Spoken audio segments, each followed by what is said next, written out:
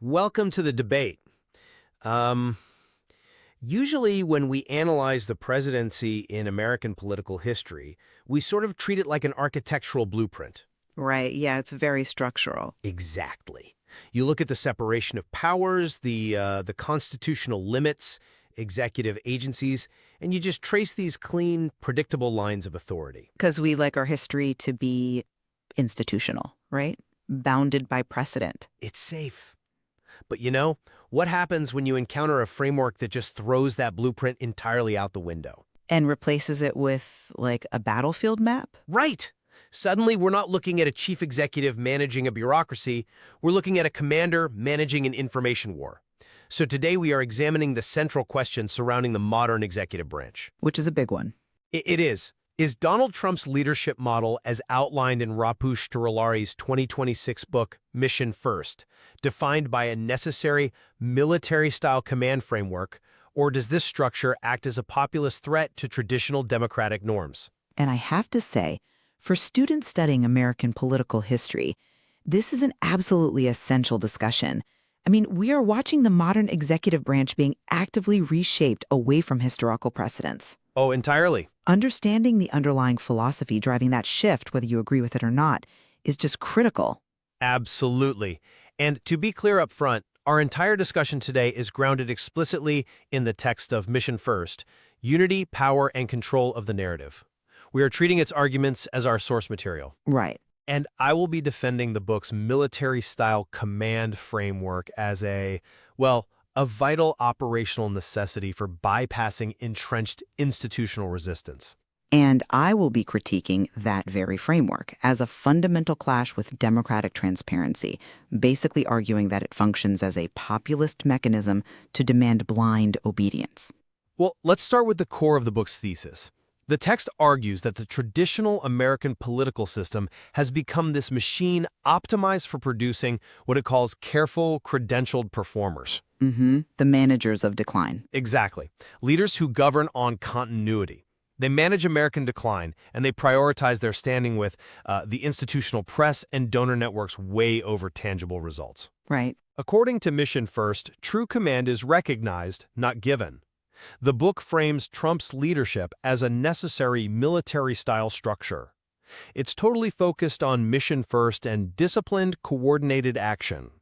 But I mean, disciplined, coordinated action is a very generous way to frame a system that basically demands total subordination. Well, the book is clear that this isn't about blind loyalty, though. It specifically demands informed loyalty. Okay. It posits that a rigid chain of command is really the only operational mechanism capable of bypassing a deeply captured institutional apparatus. You need it to actually deliver the results the citizenry voted for. See, I come at it from a different way. While the book frames this as a brilliant operational necessity, I see the commander model as a profound threat to democratic norms. How so? Well, reframing civic engagement into a military hierarchy where citizens are literally told to lead, follow, or get out of the way, it inherently clashes with traditional democratic transparency. I hear that, but I mean, the text's demand for absolute discipline and its insistence that citizens are just not read in to the full intelligence picture, it actually functions as a populist mechanism. It's designed to insulate leadership from public accountability. I wouldn't say it insulates them from accountability. It insulates them from sabotage. Sabotage? Yes. To really understand this shift toward a command model, we first have to look at the institutional power the book seeks to dismantle. Mission First maps out an institutional architecture, civil service protections, regulatory agency independence, and the so-called deep state bureaucracy. Right, the deep state. The text claims this apparatus was deliberately constructed to insulate the elite from democratic correction.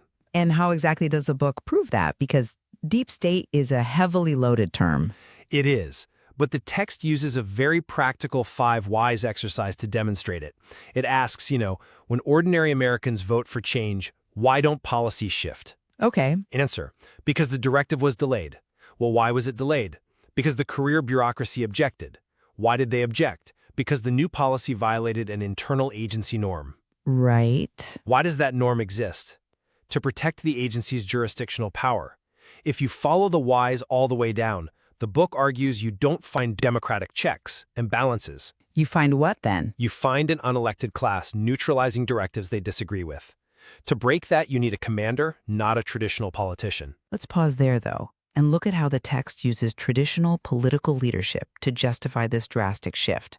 Because the book actually quotes Dwight D. Eisenhower at the very beginning. Yeah, on integrity. Right. Citing integrity as the supreme quality of leadership.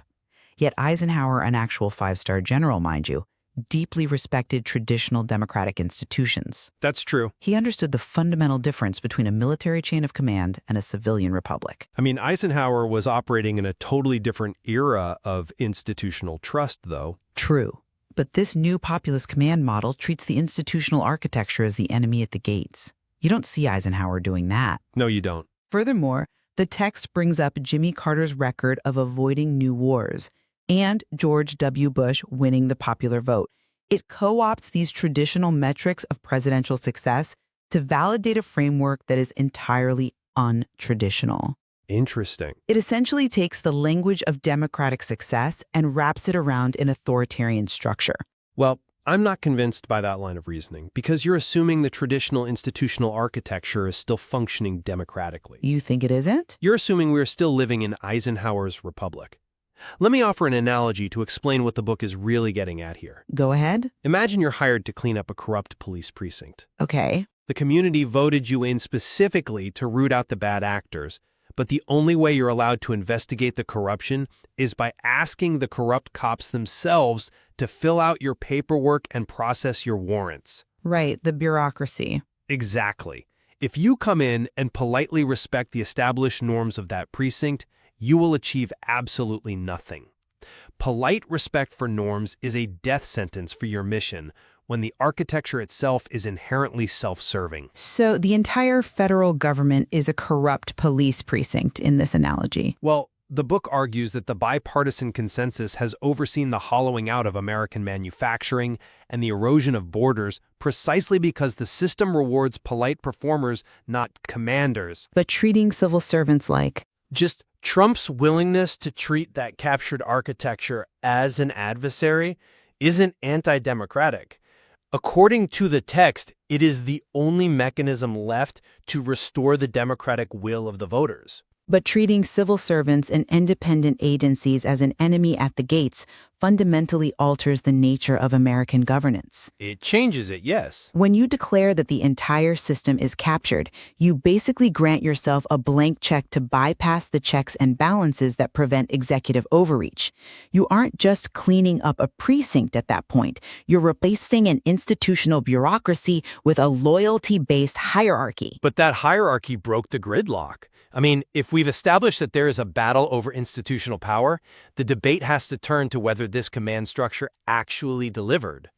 Okay. And the text provides a heavily documented economic and policy record to prove that the military-style approach works. We're talking about the pre-pandemic economic metrics here, right? Exactly.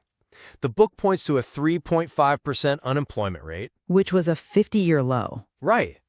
Along with the addition of 500,000 manufacturing jobs.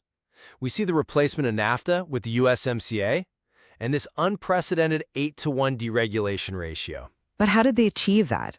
Well, the text explicitly credits the PDCA framework. Right. Plan, do, check, act. It sounds like a corporate management seminar, honestly. It does, but it's not just a corporate buzzword here. Trump's framework uses PDCA as a weapon against bureaucratic stalling. How so? Instead of waiting for a 5-year interagency study to build consensus, they plan a directive, they do the deregulation immediately, they check the legal blowback and market reaction, and they act to adjust. Wow. That mechanism, that sheer velocity of execution, is how you get an 8-to-1 deregulation ratio, because the executive branch was operating on a strict chain of command rather than seeking consensus. Okay, but They could walk away from NAFTA negotiations without worrying about internal leaks or interagency squabbling. The discipline of the command structure is the specific mechanism that forced the USMCA deal through. that's a compelling argument. But have you considered the societal cost required to maintain the social unity that this framework demands? What do you mean by societal cost? Well, the book is obsessed with preventing what it calls fragmentation. It warns constantly against friendly fire, purity spirals, and platform authority conflation. Yes, it does. Let's define those terms for a second because they sound very clinical, but in practice they are quite alarming. A purity spiral in this text essentially means anytime the political base demands adherence to a core conservative principle that the commander has decided to compromise on. Uh-huh. And platform authority conflation is when an influencer or, a citizen with a large audience thinks their platform gives them the right to question the commander's strategy. Well, the book argues those things derail the mission. Yes, but in a traditional political movement, what the text labels as a purity spiral or fragmentation is often just normal, healthy, democratic disagreement. Is it, though? By telling followers to lead, follow, or get out of the way, the framework enforces a massive chilling effect on pluralistic debate. Are they not just pathologizing normal democratic disagreement to protect the commander's ego? I don't think it's about ego. It insulates the leadership's decisions from legitimate public scrutiny. You can't have a vibrant political movement if every critic is immediately framed as an operational liability or an unweighting asset to the opposition. I wouldn't call it pathologizing dissent at all. I'd call it recognizing the realities of modern information warfare. Information warfare. Yes. The text makes a crucial distinction here that we need to highlight. The command structure doesn't demand silence. It demands that disagreement be channeled internally and appropriately, rather than broadcast publicly in a way that the opposition can weaponize. But public broadcast is how democracy functions. Not when the timeline is artificially compressed. I mean, when a social media personality with a massive platform unilaterally declares a diplomatic policy a total failure 48 hours after it's announced, that isn't pluralistic debate. It's criticism. That is premature fragmentation driven by algorithmic incentives, not statecraft. The PDCA cycle we talked about requires time to execute. Sure. You cannot run a complex economic or diplomatic operation if your own movement is continuously shooting at you friendly fire because they haven't seen the immediate results they want. But that assumes the commander is always acting in good faith and that internal channels actually work to correct bad policy. If the only acceptable public posture is unified support, then social unity is practically indistinguishable from blind obedience. I disagree, but And this tension over communication leads us perfectly into the most troubling aspect of this entire model. you're referring to strategic silence. Exactly. If maintaining this system requires strict social unity, the tension between strategic silence and democratic transparency becomes the central crisis of this model. Let's unpack that, because the book provides a highly sophisticated defense of strategic silence. It moves away from just, he won't tell us what he's doing, to explaining exactly why he can't. It introduces the concept of the 6 layers of decision. Let me act as a listener's proxy here for a second, just to verify I'm understanding this. Sure. You're saying that whenever the administration makes a move, there are 6 separate tracks running simultaneously? Yes. Intelligence, legal, diplomatic, legislative, political, and operational security. Those are the 6 layers. Okay. When the public or the press looks at a confusing decision or a controversial tweet, they are usually only seeing the political layer. Right. The text argues that strategic silence is not evasion, it is operational protection. A leader cannot disclose the classified intelligence or the delicate diplomatic leverage that justifies a confusing policy move without destroying the operation itself. So the public is intentionally kept in the dark. They are kept out of the operational details to ensure the mission succeeds. Furthermore, the book advocates bypassing the hostile institutional press entirely. It compares this approach to FDR's fireside chats and Reagan's radio addresses.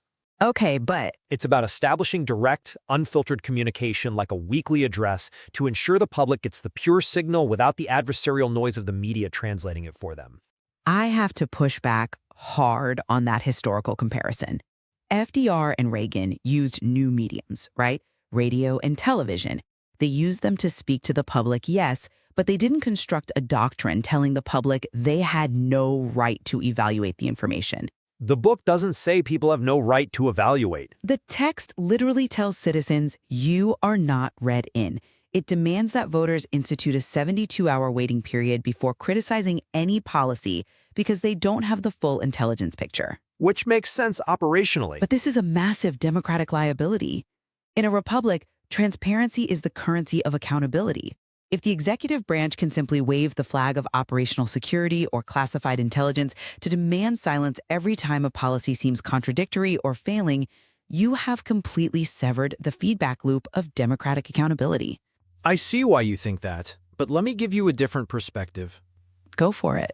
How can a leader negotiate on a multi-layer operational timeline, one that takes months or even years to yield diplomatic or legislative results, if they are forced to be entirely transparent to a base that is operating on a 48-hour social media news cycle? They explain their reasoning. That's what politicians do. But the book points out that the timeline mismatch is fatal. The public demands immediate transparency, but real statecraft requires strategic patience. Patience. Yes. By enforcing strategic silence, the commander is absorbing the political cost of looking weak or confused in the short term in order to secure the actual policy victory in the long term. Well, That isn't authoritarianism. That is a leader taking the hit for the sake of the mission. You can't play poker if your base is demanding you show your cards to prove you have a good hand. I'm sorry, but I just don't buy that. Let me tell you why. Okay? The phrase trust the process, which is essentially the core doctrine of Section 2 of this book, is the exact language of authoritarian populism. It strips citizens of their fundamental right to evaluate the gap between the press release and the actual decision. It asks for patience, not surrender. But look at the mechanism. If the public is conditioned to believe that every apparent failure, every broken promise, or every contradictory statement is actually part of a brilliant, invisible, 6-layer chess game that they are simply not read in enough to understand, then leadership becomes unfalsifiable. Unfalsifiable? Yes. You can never hold the commander accountable because any failure can be retroactively reframed as a tactical misdirection. That is not an informed citizenry. That is a demobilized cult of personality. But the text specifically warns against blind loyalty. It draws a hard line here. It says blind loyalty requires no evidence, whereas this movement's loyalty is based on the documented ledger of the commander's past sacrifice and past policy success. A ledger written by the commander. The book argues that because the commander has already proven himself under unprecedented institutional fire, surviving impeachments, prosecutions, and media hostility without abandoning the core mission, he has earned the benefit of the doubt. Earned it. Right. The strategic silence isn't a permanent shield against accountability. It's a temporary operational buffer granted to a proven leader. And yet, when you combine a commander who is above immediate critique, a base that is told they are unqualified to evaluate decisions because they aren't read in, and a doctrine that treats institutional checks and balances as the corrupt police precinct, Right. the result is a system where power flows only one way, top down. The field guide format of Mission First is brilliant rhetorically.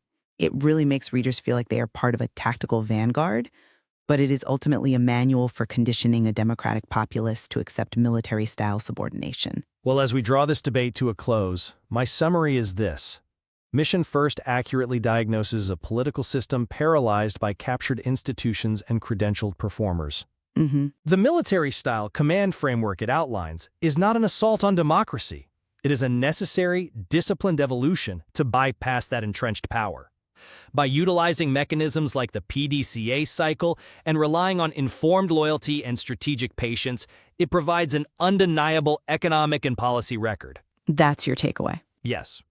It proves that delivering actual results in an environment of total information warfare requires a commander, not a committee. And my summary is that re-engineering the citizen-leader relationship into a literal chain of command sacrifices essential democratic transparency. Okay. By utilizing strategic silence and demanding that supporters filter their civic engagement through military obedience, this model leverages populist energy to insulate the executive from accountability. It trades the foundational openness and pluralistic debate of a republic for the mere promise of operational efficiency. There is clearly a profound continued tension here between the effectiveness of a mission-first command structure and the traditional demands of a transparent democracy. Absolutely. And for students of American political history, there is immense value in exploring this source material further It forces us to confront how the expectations of executive leadership are shifting in real time, right before our eyes. Yeah, the lines between civic engagement and coordinated information warfare have never been more blurred. Understanding the arguments in this text is just crucial to analyzing that historical shift, whether you view it as a necessary cure or a dangerous disease. We leave it to you, the listener, to form your own conclusion. But as you do, think back to that architectural blueprint and that battlefield map. When you look at the highest office in the land, do you want a system bound by predictable, transparent lines, even if those lines are paralyzed by institutional capture? Or do you need a commander willing to tear up the blueprint to win the war? Thank you for joining us on the debate.